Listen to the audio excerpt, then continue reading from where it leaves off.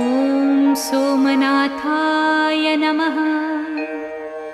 ॐ मल्लिकार्जुनाय नमः। ॐ महाकालेश्वराय नमः। ॐ ओंकारेश्वराय नमः। ॐ वैद्यनाथाय नमः। ॐ भीमशंकराय नमः। ॐ रामेश्वराय नमः। ॐ नागेश्वराय नमः। ॐ विश्वेश्वराय नमः। ॐ त्र्यंबकेश्वराय नमः। ॐ केदारेश्वराय नमः। ॐ भुस्मेश्वराय नमः।